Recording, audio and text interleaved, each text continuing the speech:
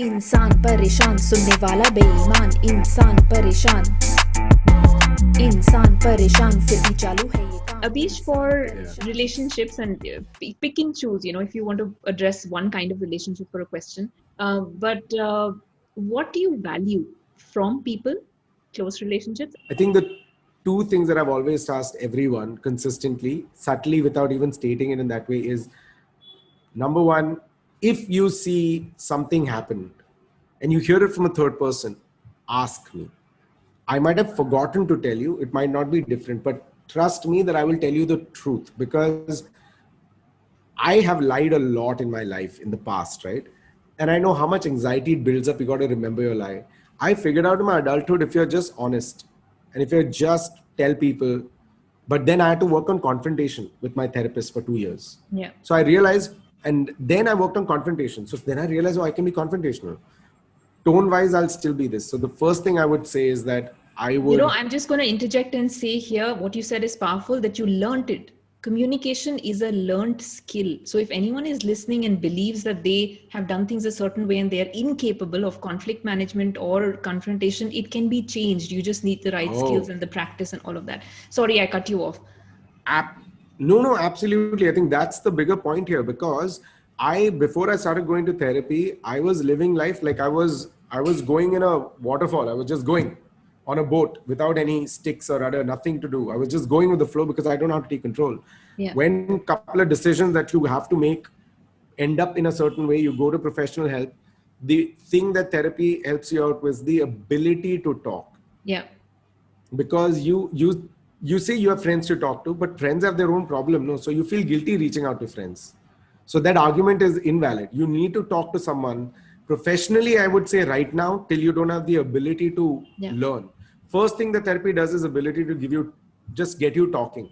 When you talk to yourself, you'll come with realization. And the second thing is to remember is that it's homework. It's exciting homework. It gives you the ability to and after talking, realizing where you're at fault also. Yeah. So I think that, so coming back to your question, just trust me that I wouldn't do anything wrong intentionally. It might seem like it. I might not realize that I've done something wrong intentionally because I'm telling myself lies. But the reason I'm saying trust me is because it leads to the second point, which is respect.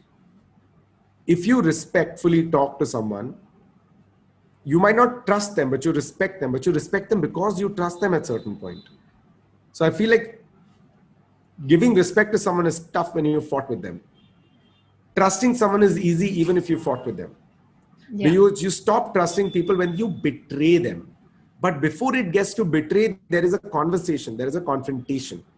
So between betrayal and letting go is where conversation is. And that's why I say it'll be tough for you to respect someone, but start with trusting, build it to respect, because respect means trust, and you will value the other person's opinion and the other person's value will be opinion. So I would love trust and respect. Yeah. That's a lot to ask. Yeah. But I am willing to give trust and respect. Plus, sorry. Yeah. No, I was just going to add again here. I think just redefining trust as consistency and accurate information in some way. So if you're consistently doing something, even if it's something that I don't like, you are giving me information that is consistent. So I'm able to understand how you operate. And with that information, now I can inform my actions towards you, my words towards you. And I think trust can be misunderstood as something that we would like to see. It doesn't have to be that. Trust can also come out of just pure consistency and knowing that this person does things in this manner and I can trust them with this. And that could also actually enable a relationship. I have a question, because I think I've stumbled upon this question before also, in as far as consistency is concerned. For someone like me, I think I change very easy, depends on the person who's in front of me, because personality wise, something I'm trying to change is I want to take care of you, or like, I am there for you. Oh, you don't like this, I also don't like it. Like there was someone who disliked eating bananas. I was interested in them long ago, and I realized even I don't like eating bananas. Why? Because I was such a blank canvas back then that you don't like banana, I don't like banana, because it doesn't do anything to me. I don't care about bananas. But the answer that I should have been like, oh, what is my opinion on whether I like banana, don't like banana, don't care about banana. If it's there, I'll eat it. Right. But that clarity wasn't there. Yeah, Now self-awareness. that clarity wasn't there. Now I'm slowly painting like with charcoal the borders of what I like. I'm nowhere close to the entire, but like I have just picked up the charcoal and started making like, oh, okay, broad strokes. And hopefully I'll get to paint a picture where I understand what I am. So I don't know what I can give. Yeah, That's yeah. where No, I'm at. Like I again, know I what I think, want. But I yeah, don't know. yeah. No, when I say this, I think it doesn't have to be. It takes a while to figure out ourselves, and I think again, self-awareness is at the core in creating a healthy relationship, because you're able to stand up for who you are and operate from that space, or else it will always be a heartbreak. You have molded yourself into another person's need, liking, character, and now the person walks away. What are you left with? You don't even know. It's an identity crisis in a way. Yeah, are you So, talking about my entire oh, life or what? Yeah, you are defining my my entire life was this only. I am literally what I am right now is because of different people I respected and liked professionally or romantically, and things that I liked from that have become my staples. So now is when I'm trying to see if I like it or did I learn it from a previous relationship that this is what they like, so I like it. yeah, So now there's a lot of like unlearning. deflating of personality happening. So Yeah. now it's like ship a thesis. Like this is such a strange time for me because there are lots of things that I know I like. I've removed from my life saying that, but that was good for me. But I'm like, let it go. Yeah. Don't bother on this. Like the ability to let it go, I have let gone that ability. Now I can't let it go. Now I need to have a conversation. But that's a huge shift in a personality, Yeah. which I thought I would never be able to be confrontational. Now I'm like, I'm writing on my to-do list that I need to talk to them. And then I'm writing on my calendar 3 times. So I know that I'm programmed now to talk 3 times. Let's see what happens with it. Yeah. But I would have done my best to do conversation. Correct. But that's just a new learning, but it could also be annoying. Abhish, give us a sense of what the important relationships in your life have been. Which relationships would you consider to be really important in your life? Um, I think all relationships where I learned something from. So, for example, again to divide relationships in parental, friends, and romantic. The relationship, obviously, I mean, everyone's answer will be parents, but in my case, I can specifically say so because everything I'm doing is because they allowed me. The reason they allowed me is because they had confidence. The reason they had confidence is because the elder brother was doing well. So they were like, if the elder's doing it by his own choice, younger can also do. So for me, the brother and parents are that one trifecta, so to speak, of like they have that relationship with them is very unique Yeah. because I have stayed away from them for most of my adult life. So they've seen me as a kid, and as soon as I started working, I moved out. So then have like now they know only fragments of me in conversations and phone calls and video calls. Yeah. And so now when I meet them, my parents are more on the lines of like parents are like, I don't like, let's see what he says, let's see what he reacts, like what Yeah. is he like. Elder brother, I'll always be younger brother because the age gap is like 7 years in this. So he'll always be slightly more parental. Make sure you eat something. Where you want to go there? Try to take this. And I'm like, I'm just leaving. Let me just figure it out. So that relationship has been wonderful because my brother is like my father and they're like grandparents right now. So for me, I get to see that like a nice relationship that runs through. Yeah. As So far as is friends it are a sense? concerned, Yeah. So sorry. for family, do you feel it's a sense of that safety net? Uh, what's the feeling that comes up when you think about it? Okay, here's the truth. There is no legal contract that you can sign or break and not still be family. So I feel like a lot of families stay together because they have no choice. Some families don't stay together and then go off. But traditional families where it's a taboo, they'll work it through. And I'm seeing the efforts of that. Like now we are closer than we were when I was slight bit of an adult or when I was slightly younger or when I was like a baby. So Yeah. I'm now closer to all of them, which is like in the sense of the fact that I want to go move where they are is also a part of that, because I'm like, I know my career will do better in the US, but let me try there because, you know, they have moved there and good. So I think it's to answer your question is that there's no other way. You can either, if you want to have a happy family, like you want some place to spend Christmas or some place to spend Easter or like someone's birthday, you want to go somewhere just for a week, chill, you know that that will always be an option. You can Yeah. walk away from the family, but then you leave that safety, like you said. Right. So I have safety, which is why I can risk stuff. If I don't have safety, then my risk appetite goes down. Is the Yeah. logical way of looking at it. But by the end of it, evolutionary wise, logic has been also called, like, you know, it's love. And there is there is a certain bit of like, yeah, I want to spend time with them, dude. Like, hey, what are they doing? They're living a different life. I want to see what that's about. So I think Right. it's an unbinding contract. You might not love each other. You might say you love each other, but the fact that Yeah. you're still in the same house and still have to communicate is the reason it runs. And I was going to ask you this a little bit later, but you mentioned in our conversations previously that having that understanding and alignment with your parents and that bond being strong, you feel that, because of that, that has enabled you to do a lot and do more if I have this kind of sorted in some way. Tell me a little bit more about that, how this relationship particularly has been enabling for you, and perhaps even what parts you feel you've had to kind of let go of that were not so serving over the last few years. To start with, I think the very fact that my parents put me on stage, and after that, they kept pushing me on stage for Yeah. fancy dress competitions, this, that. So I got so accustomed to stage and I liked it. So that effort of theirs really paid off in generating a like towards that. Now, whether I choose or not is up to me. Yeah. The pretext to that is that my dad is very afraid of public speaking or a gathering. He's really funny in the living room with family around, but in front of strangers, he's not.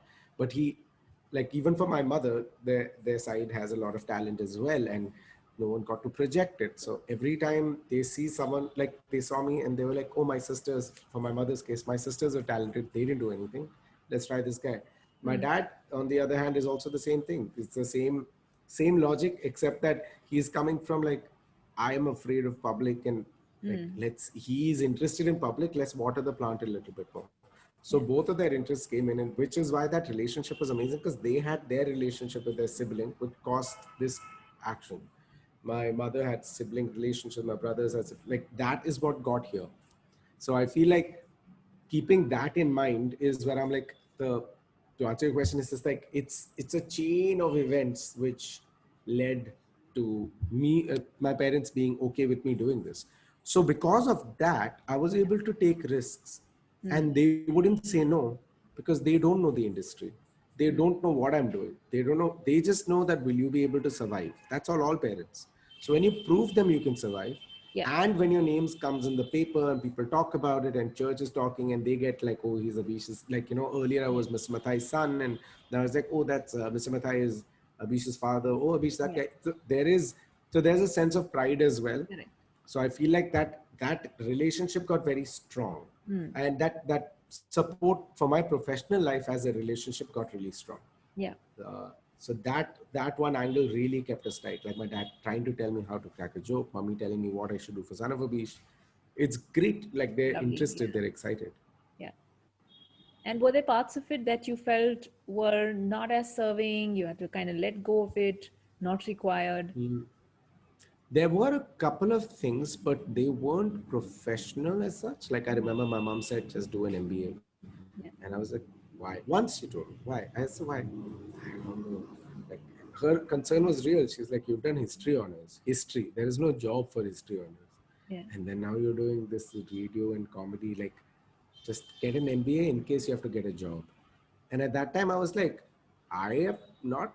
There's no turning back. Like now, if there is nothing, I'll have to build something. But I'm not going.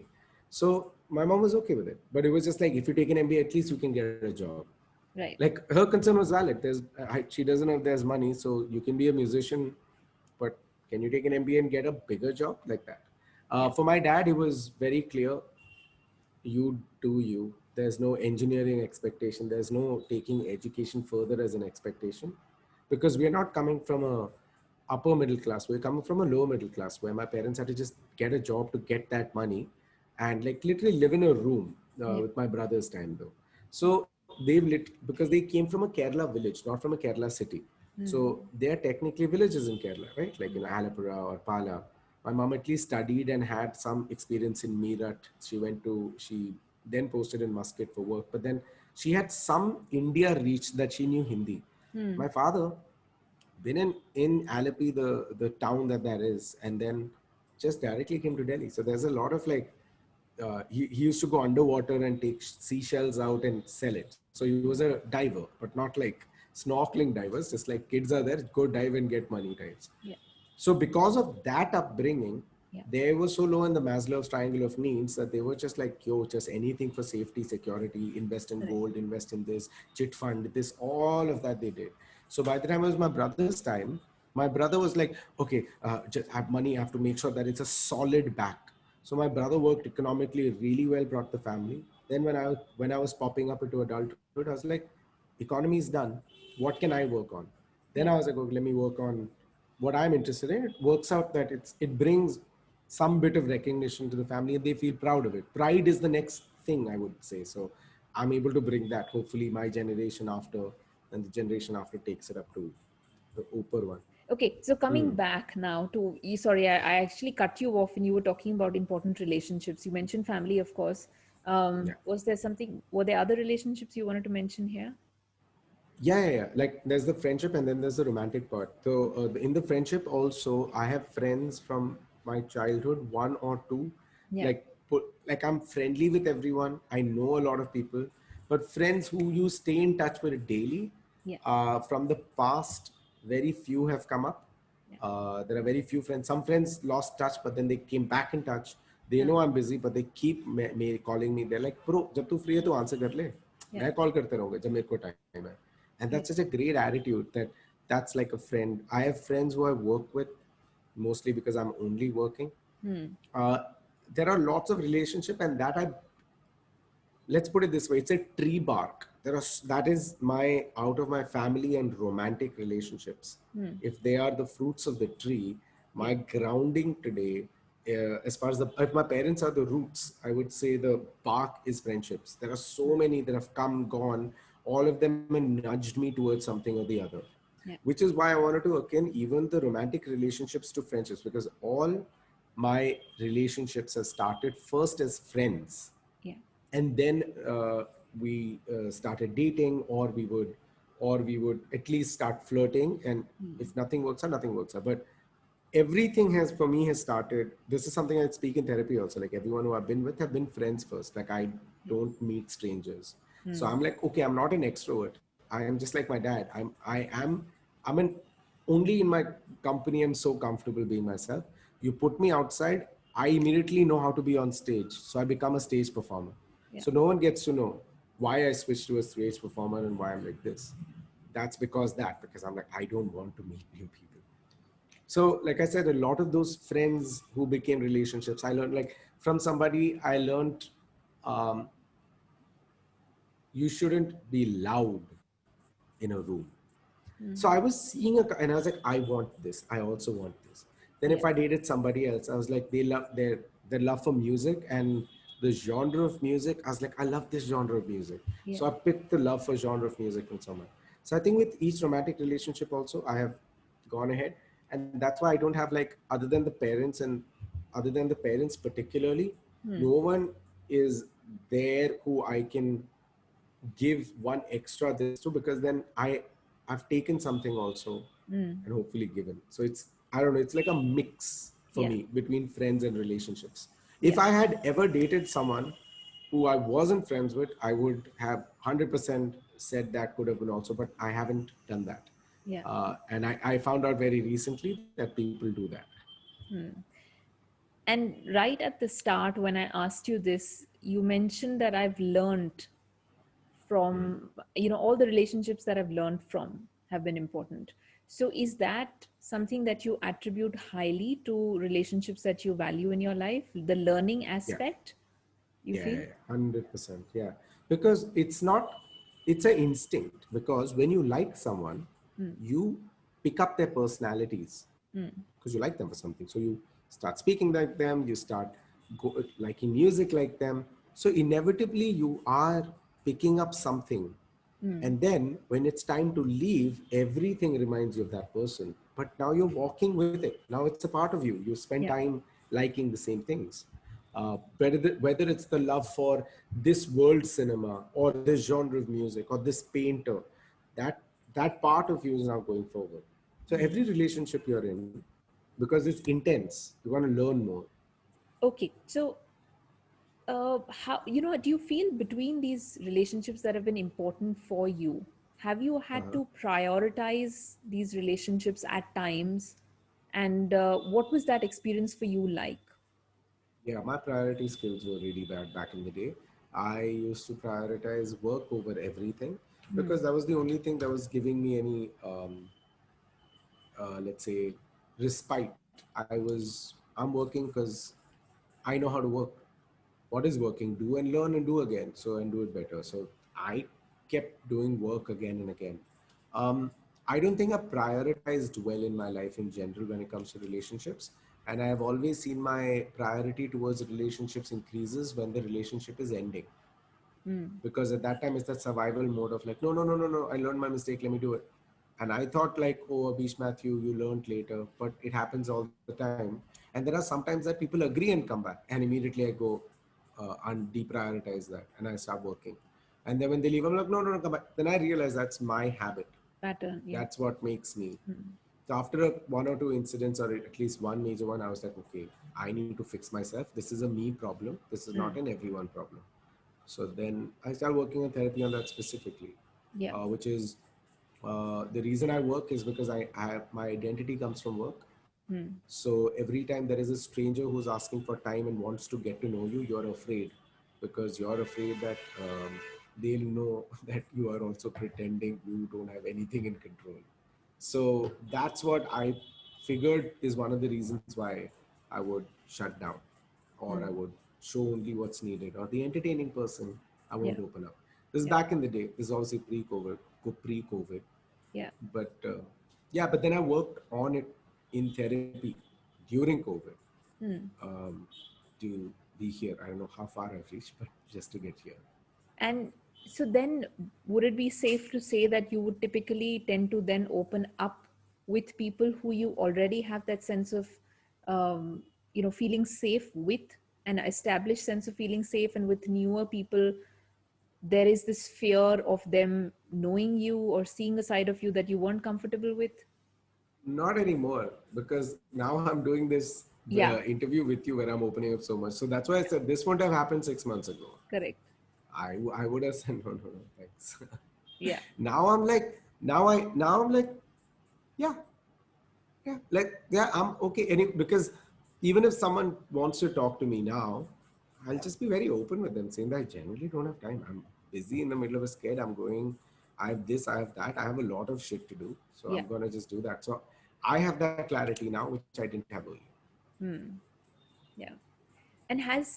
And when you've had to go through that process of prioritization and you felt and recognized that it wasn't going as well as you wanted it to go, what was that feeling like? Did you feel that need to work through it, or do you feel work took over and you're now kind of getting time to reflect on what happened? I think at that time, anyone who's going through it at that time doesn't know what's going on, because always you're a first person shooter at that time. You need time out to Yeah. go up to a third person strategy, like a real time strategy game, to see your cards, strategize what should you do, how should you move ahead. And then you can go down inside. And then you should, like, work on it and then come back up. You always have to deep dive and you have to come up for a breath. But if problem with me is that I deep dive because I am doing something, Yeah. you know. But when I'm up, you have to do nothing. Just take a breath, see what you need to do, and go ahead. So it's that. And I feel like earlier I used to just deep dive. Now I started intentionally popping out just to keep my head out and be like, I want to take a break, Yeah. because I know I can work hard, because that's the only skill that my parents and all of us have really picked up. We work really hard, relentlessly. We are great laborers. You put us in a construction site, we will build it overnight. My point is that we are ready to work till we don't even know what pain is or tired is. We're like, come on, let's do it. Like that, they're so militant even when it has to. It's about going to church. Like, we have to be there on time, 5 minutes before. You have to do this. You have to do this. We have to do it properly. We'll get into the car. We'll go to this and come back. It's very. Come on. We have to work hard towards it. There is no. In my house, I used to be nervous when I used to sit down because I was like, I'm relaxing. Because relaxing has no value. Right. Now that I don't know because of whom we learned, what we learned. Luckily, I was able to take time out and realize that's not how one should live their life. And now I'm like, no, I want to. Like when I'm saying I'm going for a 3-month vacation to my family, 3 months, I know within the first week I'd want to come back or I want to go out. And especially during COVID, I won't be able to step out, but I would want to. But I'm like, I want to go for 3 months because now that I'm going there for 3 months, I'm not going as the earlier Abish. Who would be there and like, I have to write something, I have to do something, 3 months wasted, I have to write a joke. Oh, there's an opportunity. What if I become redundant? What if nobody remembers me? I've killed that anxiety with, I don't know how I think during the lockdown and through therapy, where I'm like, doesn't matter. I'm taking a break. I'll come back when I have to. People will remember if they have to. If they don't have to, doesn't matter. I am creating because I'm happy right now. So let me create because I'm happy. If I start creating for your happiness, I won't be happy. And that happens in every artist's career. Yeah.